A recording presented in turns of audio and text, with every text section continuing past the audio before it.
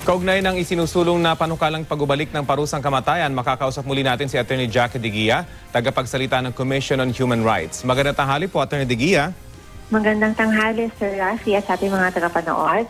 Opo, muli ano pong posisyon ng CHR dito sa pagsusulong ng pagubalik ng parusang kamatayan, lalo pat binanggit na ng Pangulo, araw-araw daw kung siyang masusunod, magkakaroon ng pagbitay? Opo, mula pa rin po noon, giniit na po ng Komisyon ng Karapatang Pantao na hindi po kami sumasang-ayon sa pagbabalik ng death penalty. Naniniwala po kami na ang death penalty ay hindi ang solusyon para po masugpo ang kriminalidad sa bansa. Naniniwala pa rin po kami na kapag pinalakas natin at pinagtibay ang ating Philippine National Police at saka ibang law enforcement agencies, siniguradong sila ay funded, trained, and equipped, ay ito po talaga ang mga totoong bagay para talagang masugpo po ang kriminalidad at hindi po ang death penalty. Dahil syempre po, kanya pong nilalabag yung karapatan sa buhay. Para lang po siguro malagay sa konteksto yung naging pahayag ng Pangulo, pwede ba talagang araw-arawin ang bitay at meron bang kapangyarihan dito ang Pangulo mismo ng bansa? Well, una po, kung sakali man na matuloy po ang death penalty, mahabang proseso pa po ang tatakbuhin niyan dahil kinakailangan pong merong malalim at malawakang pagsisiguro na gagawin ng ating hukuman ayon sa due process kung talaga nga pong dapat patawan ang isang nasasakdal ng parusa ng kamatayan. At base na rin po sa tinatakbo ng ating mga kaso, matagal-tagal po bago talagang tuwirang mapatawan ang bawat tao ng parusang iyan. At meron pa rin po yung kanilang karapatan para maghain ng motion for reconsideration at saka ng apila. Gayon din, ito po ay isang function clearly ng ating judiciary. So sila po yung magsasabi kung mahahatulan nga po ang isang tao ng kamatayan. So ang binabanggit po ninyo, just for the sake of argument, kung matuloy nga yung pagpasa sa parusang kamatayan, kahit na gusto ng Pangulo na araw-arawin yung pagbibitay, wala siya magagawa kung yung paggulong ng hustisya ganun talaga, mabusisi. Ika nga dahil buhay yung pinag-uusapan dito. Opo, at talaga pong hindi po natin ma-dispense yung ating justice system. Kailangan po rin pong sumailalim lahat ng mga kaso sa panunuri ng ating mga hukuman. Ilang beses na po napag-uusapan itong isyong ito at ilang beses na rin sinasabi na wala pang pag-aaral at least dito sa Pilipinas kung meron ba talagang naging epekto ito, konkretong epekto ito. Bakit po kaya hanggang ngayon wala pang mga pag-aaral na ginagawa patungkol dito lalo pat halos kada administrasyon may ganitong debate? Tama po iyan. Actually, lahat po ng mga anti-death penalty ay backed up by research and data showing that the revival of the death penalty is not effective. Kaya lang po yung mga pro-death penalty hanggang sa ngayon ay wala pa rin pong konkretong datos o pananaliksik na mapapakita na epektibo nga po ang pagbabalik ng death penalty. At kailangan din po natin isa-isip na base po sa mga latest na datos ng Philippine National Police ay bumababa po ang kriminalidad sa ating bansa.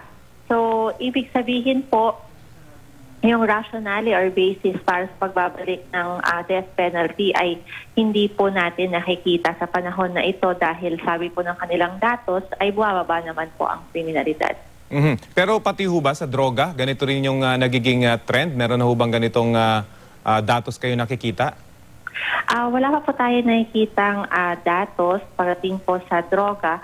Kaya lang naniniwala po tayo na pag pinagtibay po natin yung pagpapatupad ng RA 9165 at sinigurado po natin na yung apprehension of drug suspects and criminals are really to the full extent of the law without lapses committed.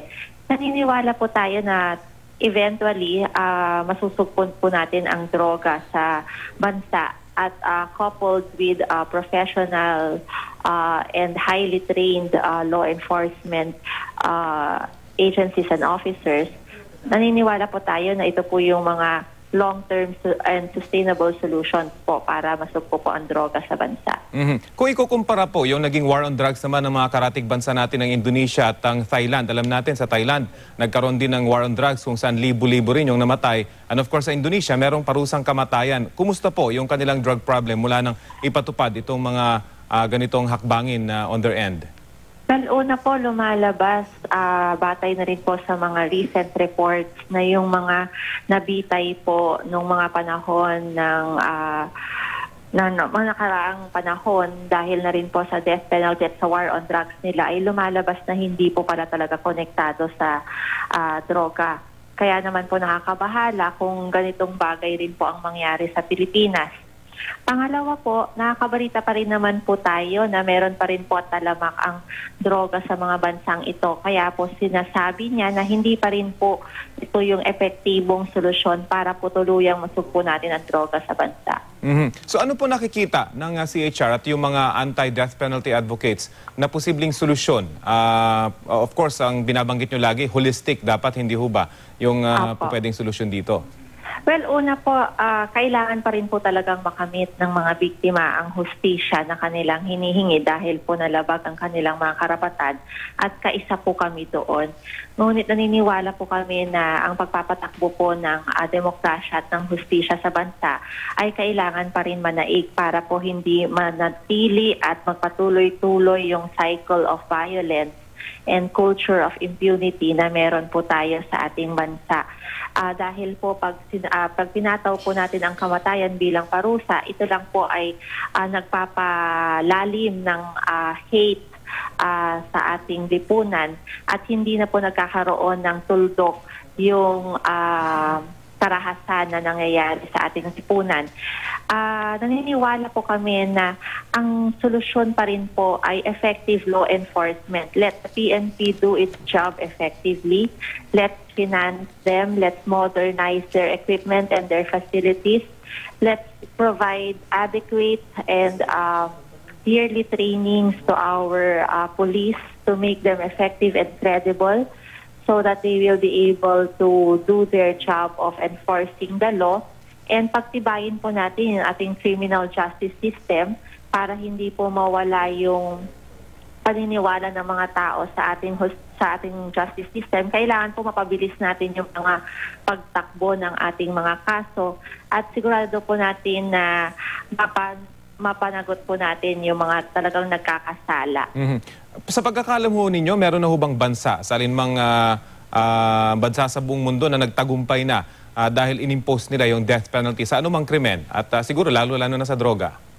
Base po sa aming research, wala po kami nakikita bansa na naging epektibo po ang pagbabalik ng death penalty or pag-impose ng death penalty bilang pagsugpo sa droga. Okay. Well, maraming salamat po sa inyong oras na ibinigay sa amin. Maraming salamat po. Si Attorney Jackie Digia, tagapagsalita ng Commission on Human Rights.